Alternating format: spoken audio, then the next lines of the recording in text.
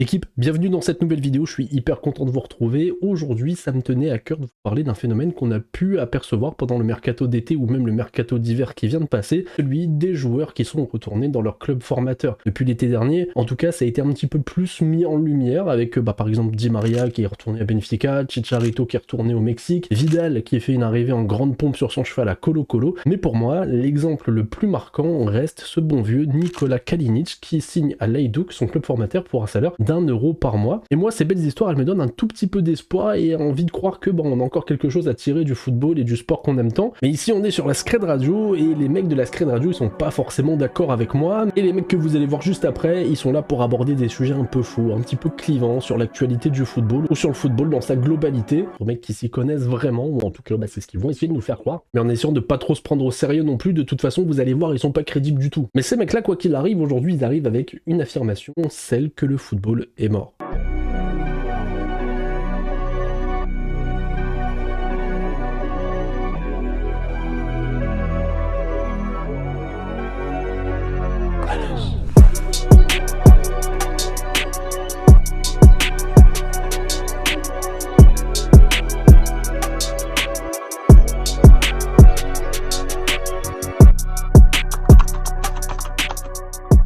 La raison de dire que le football, en tout cas nous on pense que le football est mort. Ouais, le football est mort, parce que là on va parler du foot est mort, etc. Mais surtout de rappeler pourquoi on l'aime.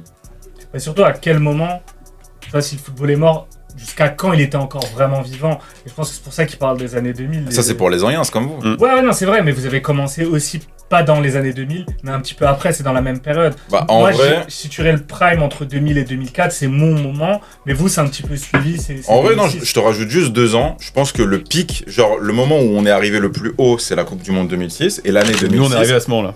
Et ouais, après la descente elle a pas été brutale. Ah bah non. Ce que je veux dire, Non, c'est non, que... ça a été progressif. Voilà, c'est ça. C'est ça que les gens oublient un petit peu sur ce sujet, c'est que c'est un truc qui est arrivé vraiment progressivement. Finalement, ça s'est arrivé à la fin des années 90 et ensuite progressivement. Après, c'est vrai que nous, on est plus sensible au début des années 2000, Oui.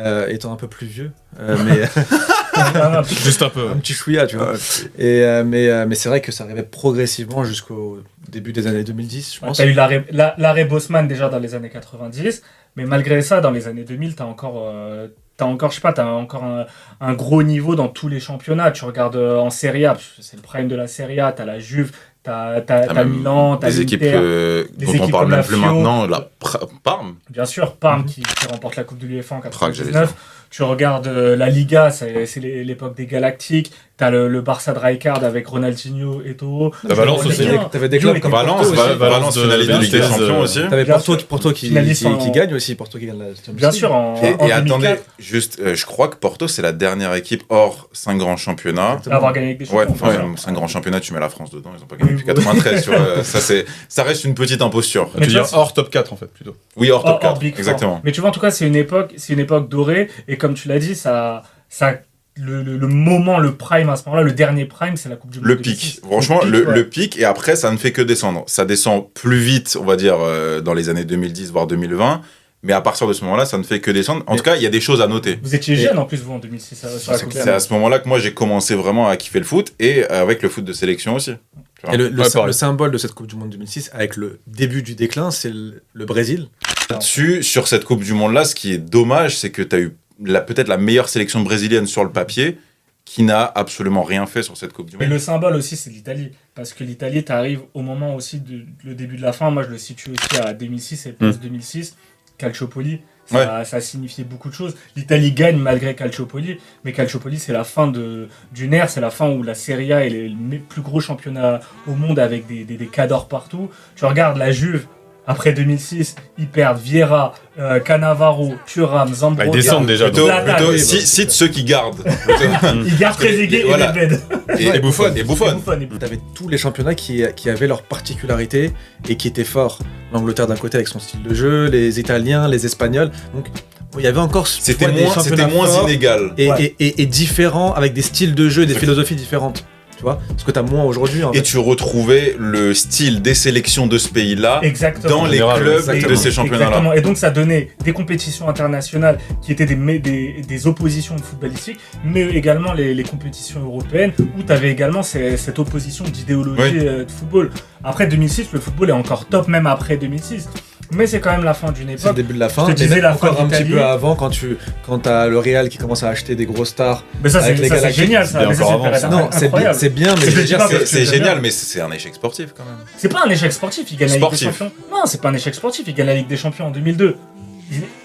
Les Galactiques, c'est aussi 2002. Après, C'est pas tous les Après, Après, en fait, c'est ça, c'est la pas- suite pas de encore 2002 tous les- Non, mais après, jusqu'à. ils prennent Ronaldo, après ça devient caricatural avec R9. Même Ouais. avec R9, ils ont une belle équipe. Hein. Moi, le Manchester Real de 2003, c'est l'un des plus beaux matchs de football que j'ai vu. Ils se font éliminer après en demi-finale par qui? Par la Juve qui avait une équipe de malades mentales. En fait, tu regardais, toutes les équipes étaient super fortes. Gagner la Ligue des Champions, c'est ça qui est bien, c'est que ça variait souvent aussi, tu vois. Ça Je changeait pense que c'est chaque ça. année. Chaque année, tu avais plusieurs potentiels champions et ça changeait à chaque fois et tu pouvais jamais savoir qui allait gagner.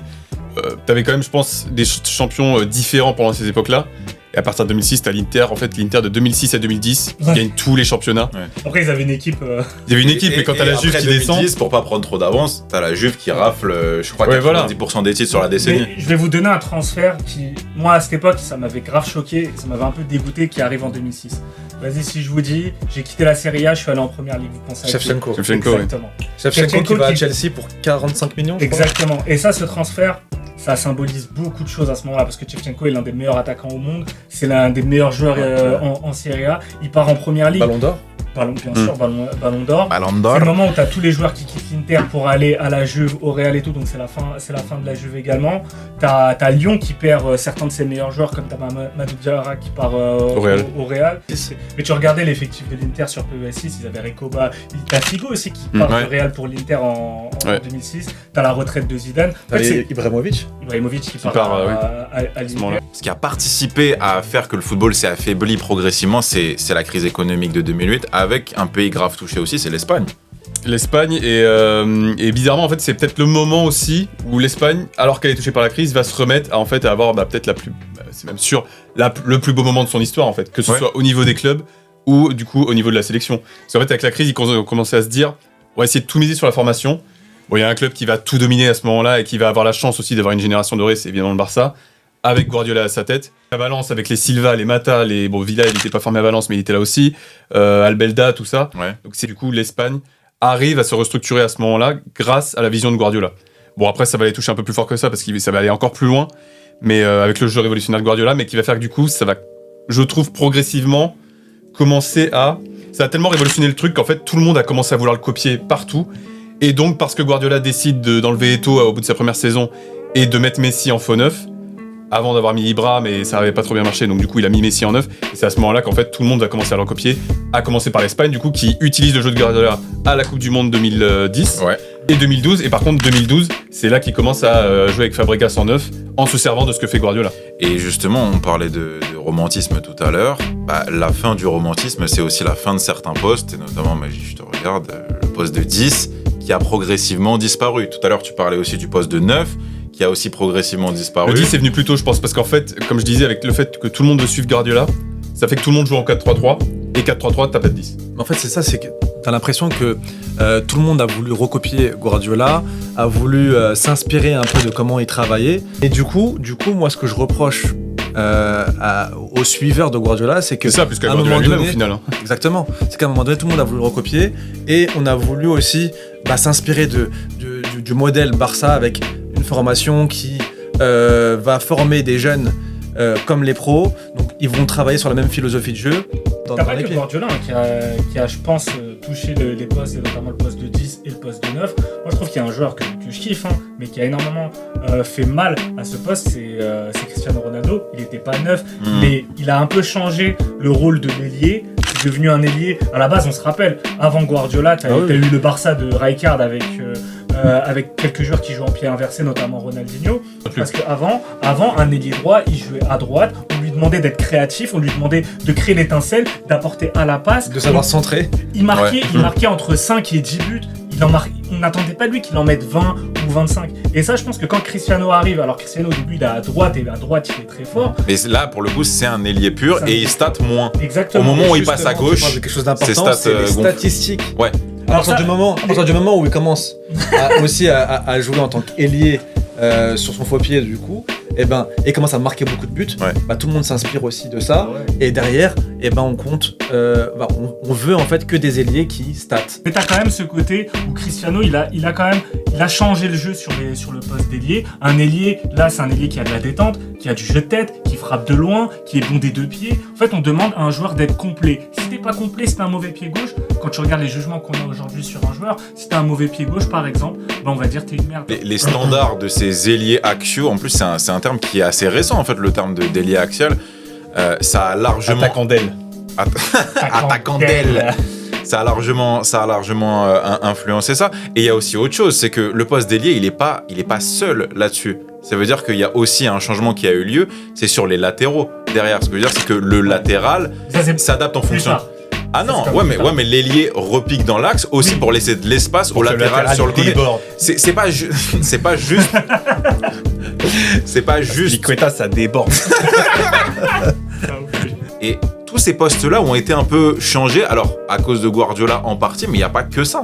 En tout cas, à ce moment-là, tu as quand même la domination du Barça, et tu as une équipe, tu as une personne qui arrive en opposition, et c'est pour ça que moi, je suis quand même nostalgique aussi de cette période, parce que tu avais le Barça qui dominait, mais tu as un mec qui est arrivé, qui a dit non, il n'y a pas qu'une seule manière de penser, c'est José Mourinho. José Mourinho, il arrive, tu as la double confrontation entre l'Inter et le Barça en 2009-2010, qui pour moi est un modèle, parce que tu as une vraie opposition idéologique entre la manière Mourinho très pragmatique, parfois même un peu cynique, de voir les choses, avec le football. Franchement, même simpliste. Mais en même temps, il y avait vraiment ce combat philosophique entre deux manières. Tu le vois beaucoup plus d'ailleurs sur le match aller que le match retour, parce que le match retour, c'est Mota qui se fait exclure assez rapidement. Donc là, évidemment, face à ce Barça-là, t'es obligé de jouer en mettant le bus et en priant pour que César fasse les arrêts après, ce qui s'est passé. Mais sur le match aller, je trouve que tu la vois beaucoup plus, et c'est beaucoup moins dans du Mourinho qui met le bus. Ouais. Tu vois, il y a beaucoup plus une réflexion travaillée derrière de on joue les coups à fond et c'est une opposition totale. En fait, le style de Guardiola, il a tellement une identité forte que pour essayer de le contrer, je pense que Mourinho, ce qu'il s'est dit, voilà, mais à l'opposé total. Genre, tu dois être l'antagoniste de ce style de jeu-là. Et Mourinho kiffe ce rôle d'antagoniste, à tel point qu'après, il choisit de rejoindre Cristiano au Real, et là c'est parfait parce que t'as deux clubs qui sont totalement opposés en termes d'idéologie, pour le plus grand bonheur de la Liga, en termes de politique. T'as deux clubs qui sont totalement différents, symbolisés par deux stars, Cristiano Ronaldo d'un côté et Messi, qui eux aussi se ressemblent sur certains aspects, mais je sais pas, même physiquement et tout, ils n'ont rien à voir, surtout à l'époque. À l'époque, Messi, on voit un peu comme un gamin, surtout sa coupe de cheveux un peu à l'ancienne. Cristiano, il dégage une puissance. En fait, c'est un peu la finesse contre la puissance. Exactement, si tu caricaturais, c'était comme Federer, Nadal, c'est un petit peu pareil. Et donc, t'as vraiment une opposition, un schisme entre deux footballs. Écoute, je pense que ça a fait mal, mais c'était quand même une époque incroyable. Mais quand tu regardes l'effet que ça a eu un effet très négatif parce que ça a augmenté l'individualisme. Bien sûr, et il y a même rien que le fait de choisir de manière binaire Messi ou Ronaldo, ça a privilégié ça. Dans quelle équipe tu es? Est-ce que tu es team Messi, team Ronaldo? Et derrière, ça cristallise beaucoup de choses sur l'individualisme, sur le joueurisme, et des batailles de stats, des choses comme ça. Ça a augmenté justement tout ce qui est statistique, où à un moment donné, qui va être le meilleur buteur de la Liga, qui va marquer, qui va faire le plus de passes décisives, qui va avoir le plus de ballons d'or, etc. Et du coup, chacun va avoir un peu une lecture différente par rapport au joueur qu'il va aimer ou en tout cas qu'il va soutenir. Et là-dessus, et là on va s'éloigner un tout petit peu du foot, mais sur quelque chose qui va quand même le concerner, c'est les jeux vidéo, et en particulier FIFA, avec des cartes de joueurs, des enchères où en fait tu vas spéculer, mais avec du vrai argent, enfin de l'argent virtuel, mais tu peux mettre du vrai argent dans le jeu, et les joueurs deviennent des cartes. Et ça, je pense que pas tout de suite, mais ça a beaucoup influencé la manière de voir les choses, la manière de voir les joueurs, parce que tu te souviens, en tout cas si tu y as un peu joué, tu te souviens d'un ou deux joueurs qui étaient nazes à l'extérieur, enfin en tout cas dans la vraie vie, mais qui sur le jeu étaient incroyables, alors que parfois tu peux avoir des super joueurs dans la vraie vie, mais qui sont hyper nazes sur le jeu. Et du coup tu vas juger le niveau des joueurs avec leurs stats sur leur... T'as ce besoin de chacun de pousser le réalisme, d'aller au fond des choses, et en même temps, le Real, le Barça, c'est devenu un produit qui se vend. On a parlé du football, mais même c'est des produits qui se vendent en Chine. Les matchs sont regardés partout. C'est regardé aux États-Unis. Il y a des nouveaux marchés à prendre. C'est la mondialisation du football aussi. Exactement. Et la mondialisation des joueurs. Les joueurs deviennent eux-mêmes un produit, comme Messi et Cristiano étaient des produits. Ça, puis même moi je me souviens de cette époque-là où à chaque début de Classico, à chaque avant-match ou quoi, t'avais toujours ce truc qui revenait de ah c'est le match le plus regardé dans le monde, c'est pour ça qu'il faut le regarder. Genre, ils vendaient le truc en disant c'est le match le plus regardé dans le monde entier, donc faut pas le louper. Et puis tu faisais attention à des, en tout cas le fait de pouvoir filmer, médiatiser autant fait que tu vas te concentrer. Et ça pour moi c'est un truc qui a aussi à tuer le football, c'est que tu te concentres peut-être plus sur des trucs hors terrain que sur le jeu en lui-même. En soi, c'était mignon. La petite caméra embarquée, ça donnait un plus. Je sais pas, c'était mignon, mais ça te mettait une adrénaline, tu vois. Exactement, parce que c'était un match qui était tellement intéressant. Les gens étaient devant leur télé 2 heures avant le match. Tu voyais l'échauffement de Messi. Puis même tu savais qu'il allait se passer des choses à chaque fois entre le combat entre les deux équipes, parce que c'était un combat physique, tactique, technique. Enfin, c'était un peu un film. T'étais là pour regarder un film. Mais ce qu'on se rendait pas compte à l'époque, c'est que ça allait influencer le futur du football, et les footballeurs sont un produit, le match de football est un produit, et donc il devient payant, et c'est la fin d'un truc, c'est le football en clair, notamment le football de sélection. Et aussi un peu plus tôt la Champions League pour les clubs français sur TF1 aussi notamment. On regardait les matchs de Lyon en Champions League sur TF1 en clair. C'est clairement moi ce qui a tué, enfin ça a été la premier pied dans la tombe pour moi au niveau du foot, et du foot, enfin de ma vision du foot, celui que j'aime, c'est le foot en clair, parce qu'en fait moi 2006 j'arrive, toute la Coupe du Monde je peux la regarder sur TF1, ce qui sera plus le cas à partir de la Coupe du Monde 2014, et pareil Euro 2008 je peux le regarder tout en clair, Euro 2012 c'est la première compétition où il y a des matchs que je ne peux pas voir parce que je suis pas abonné à BeIN à ce moment-là, c'est pour ça aussi Coupe du Monde 2010.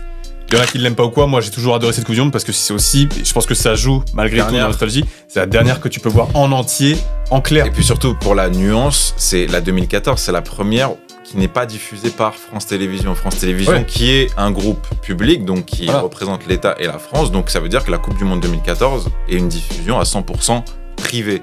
Donc ça veut dire que les enjeux économiques prennent le pas sur la diffusion grand public, pour le bien commun on va dire, parce que ça reste l'événement qui rassemble le plus de personnes dans le monde pendant une période donnée, avec les JO je pense. Et si 2006 c'était le pic du football de sélection, 2014 c'est quand même le début, voire même le milieu de la fin du football de sélection. C'est bien qu'on soit d'accord là-dessus.